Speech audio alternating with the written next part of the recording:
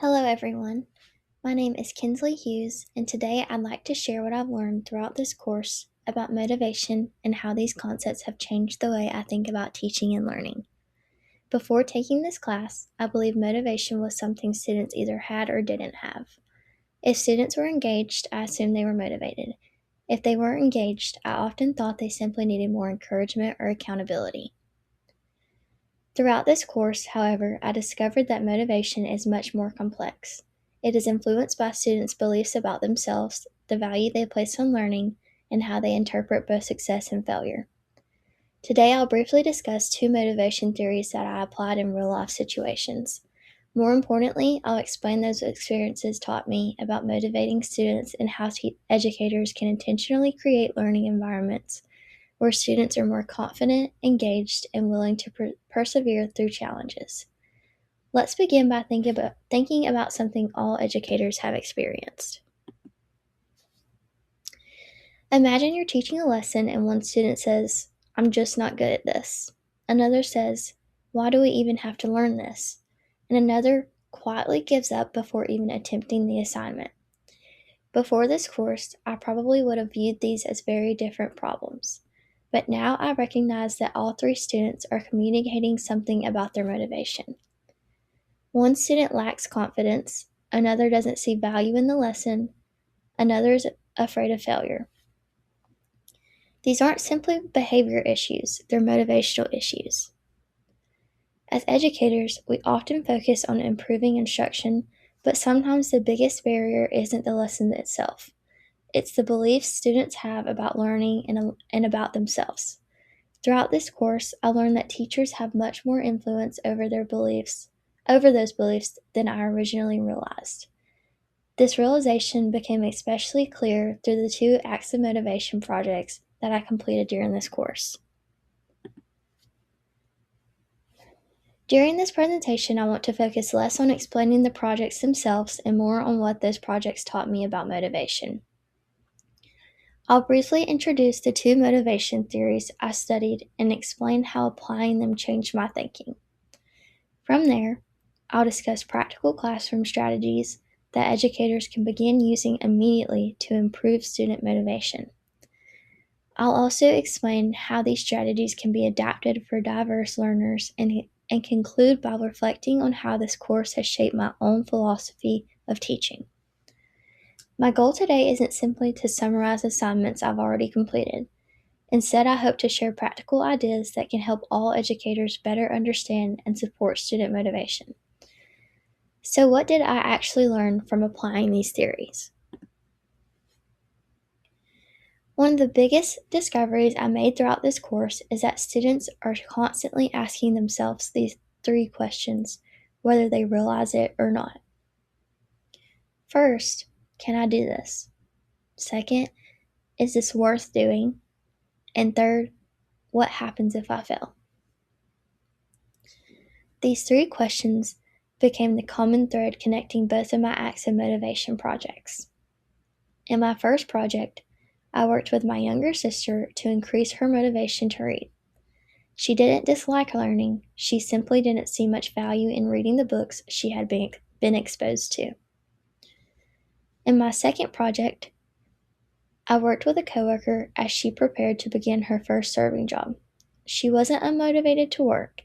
Instead, she doubted her ability to succeed.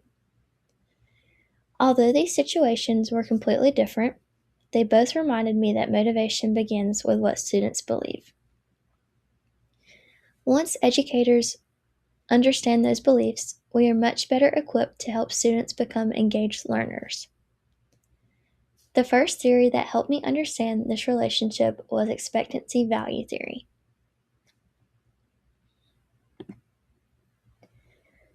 Expectancy value theory explains that motivation depends on two important beliefs. According to Dr. Brett Jones, students are more likely to engage in learning when they believe they can be successful and when they believe the task has value or meaning. Those two ideas, expectancy and value, work together to influence motivation. While completing my first active motivation project, I realized my younger sister didn't necessarily dislike reading. Instead, she simply didn't see much value in what she was reading. Rather than trying to convince her to read more, I focused on helping her discover books connected to her own interests. We also discussed how reading could help her in school and later in life. As Rosenweg, Wigfield, and Eccles explain, increasing students' perceptions of a task's usefulness and personal value can significantly improve motivation. That idea has important implications for educators. If students don't understand why they're learning something, even excellent instruction may not motivate them. As teachers, we should consistently help students connect classroom learning to their interests, future goals, and real life experiences.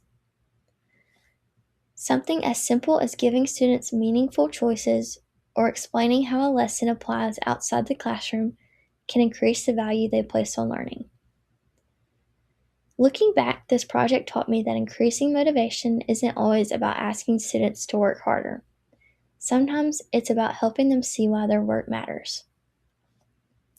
While expectancy value theory focuses on why students choose to engage in learning, the second theory I studied helped me understand something equally important: how students explain success and failure and how those explanations influence future motivation. The second theory that significantly influenced my thinking was causal attribution theory. While expectancy value theory focuses on why students choose to engage in a task, causal attribution theory focuses on how students explain their successes and failures. According to Perry and Ham, the explanations studied students give themselves after succeeding or failing can strongly influence whether they remain motivated in the future. For example, imagine a student who fails a math test. If that student believes, "I'm just bad at math," they're making a stable attribution. They see failure as something permanent and outside of their control, which often decreases motivation. However, if that same student thinks, "I didn't study enough," or "I need a different strategy," they're making a controllable attribution. Those beliefs encourage persistence because the student sees a pathway for improvement. I saw this firsthand during my second active motivation project. My coworker was preparing to begin her first serving job, and she believed successful servers were simply born with the necessary skills.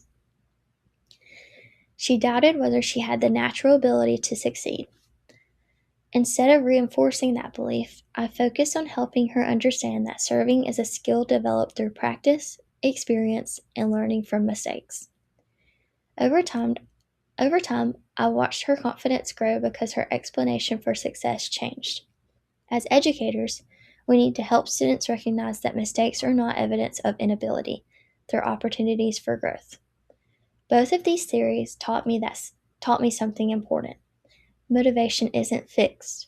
It's something teachers can influence through intentional instructional practices. Although expectancy value theory and causal attribution theory focuses on different aspects of motivation, I found that they share three important ideas. First, both theories emphasize that students' beliefs matter.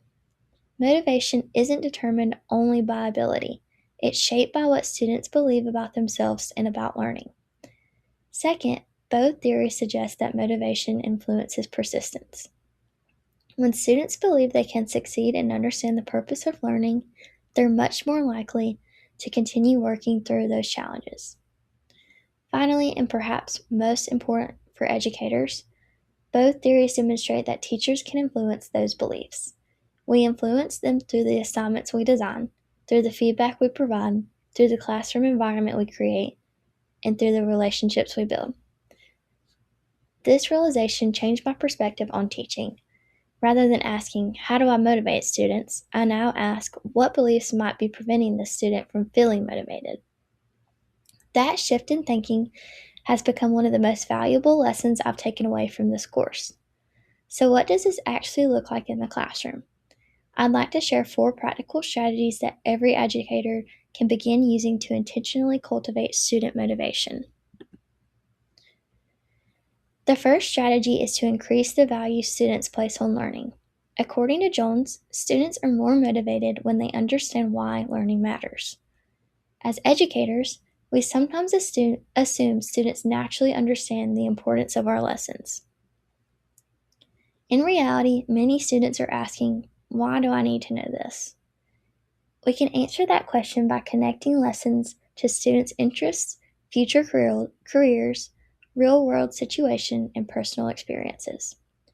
We can also increase motivation by offering meaningful choices. For example, instead of assigning every student the same project, we might allow students to choose how they demonstrate their learning through a presentation, video, poster, or written report. During my first motivation project, I discovered that simply allowing my sister to choose books that interested her dramatically increased her willingness to read. That experience reminded me that students are much more engaged when they see learning as personally meaningful rather than something they're forced to complete. As Rosenweg, Wigfield, and Eccles explain, increasing the perceived value of learning can significantly improve student engagement and persistence. Increasing value is important, but students also need to believe they are capable of succeeding. The second strategy is to intentionally build students' confidence. Many students enter our classrooms already convinced that they aren't good at certain subjects. If students don't believe success is possible, they're unlikely to invest effort regardless of how interesting the lesson may be. Teachers can increase confidence by breaking complex tasks into smaller steps, providing scaffolding, celebrating progress, and giving students opportunities to experience success early in the learning process. During my second motivation project, I focused less on whether my coworker performed every task perfectly and more on recognizing her improvement over time. That encouragement helped shift her attention away from fear and toward growth. As Perry and Ham explain, students' beliefs about competence strongly influence future motivation. When educators intentionally create opportunities for success, they help students develop confidence that encourages continued effort. Confidence alone isn't enough. We also need to teach students how to think about challenges and mistakes. The third strategy is helping students develop productive ways of thinking about mistakes. One of the most powerful phrases educators can teach students is, I can't do this yet. That one small word changes failure from something permanent into something temporary.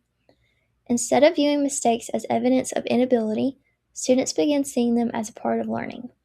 During both of my Acts of Motivation projects, I found myself shifting conversations away from outcomes and toward effort, strategy, and persistence. Whether encouraging my sister to read or supporting my coworker as she learned to become a server, the goal wasn't perfection. Their goal was continuous improvement. Yang and Montgomery explained that helping students reconsider how they interpret success and failure can significantly improve motivation, especially when teachers intentionally encourage adaptive beliefs. As future educators, we should consistently remind students that growth happens through effort, practice, reflection, and perseverance, not instant success. The final strategy builds on everything we've discussed so far. Even the most carefully planned lesson can lose its impact if the feedback students receive discourages rather than motivates them. Next, I'd like to discuss how teacher feedback can either strengthen or weaken student motivation. The fourth and final strategy is providing feedback that motivates rather than discourages. As educators, our words have incredible power. The feedback we give students influences not only how they feel about a single assignment, but also how they view themselves as learners. Perry and Ham explain that students' beliefs about competence are shaped by the messages they receive about success and failure. If feedback focuses only on grades or mistakes, students may begin believing that their abilities are fixed. However, when feedback focuses on effort, strategy, improvement, and specific next steps, students are much more likely to remain motivated. Think about the difference between saying, "You're so smart," and saying, "I can tell you worked really hard on organizing your ideas, and that strategy helped improve your writing." The second response emphasizes effort and growth instead of fixed ability. Looking back at both of my motivation projects, I realized that encouragement was most effective when it acknowledged progress rather than perfection. My sister became more motivated because she began seeing improvement, not because she suddenly became perfect at reading.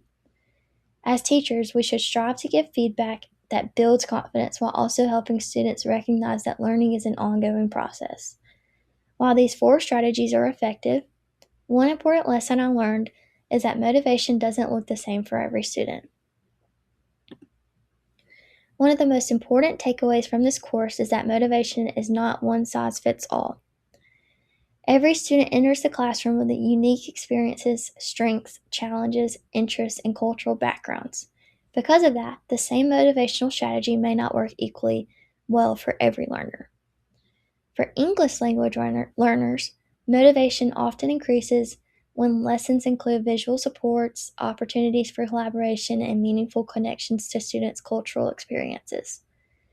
Students with disabilities may benefit from scaffolded instruction, smaller lesson learning goals, and frequent opportunities to experience success. Gifted learners often need greater autonomy, increased challenge, and opportunities to explore topics in greater depth. Students experiencing anxiety may need reassurance that mistakes are expected and that learning is a safe process rather than a performance. Yang and Montgomery emphasize that teachers should be mindful of how students' cultural experiences and personal beliefs influence the way they interpret success and failure. This reminded me that motivating students isn't about finding one perfect strategy. It's about understanding our learners well enough to choose strategies that meet their individual needs. As I reflected on everything I learned this semester, I realized that these theories have changed much more than my understanding of motivation. They've changed the way I think about teaching. Throughout this course, I found myself asking a different set of questions while thinking about lesson planning. Instead of asking, will students finish this assignment, I now ask, will students understand why this learning matters? Instead of asking, will this assignment be difficult, I ask, have I provided enough support for students to experience success? Those questions represent a major shift in my thinking. Motivation is no longer something I hope students bring into my classroom. It is something I intentionally design for. That shift in thinking has led me to develop a new philosophy of motivation as an educator. Before taking this course, I assumed motivation was primarily the student's responsibility. If students weren't motivated, I often believed they simply needed to try harder. Today, I see motivation very differently. I now understand that teachers play an essential role in shaping student motivation through the relationships we build, the choices we provide, the feedback we give, and the classroom environments we create. My 2 Acts of Motivation project showed me that even small changes in the way we communicate with learners can significantly influence their confidence and willingness to persist. As Jones explains, helping students recognize the value of learning encourages greater engagement. Likewise, Perry and Ham remind us that students' interpretation of success and failure shape future motivation. I'd like to end with this thought. Motivation is not something students either have or don't have. It is something educators can intentionally cultivate through meaningful relationships, purposeful instruction, and the belief that every student has the ability to grow. Thank you.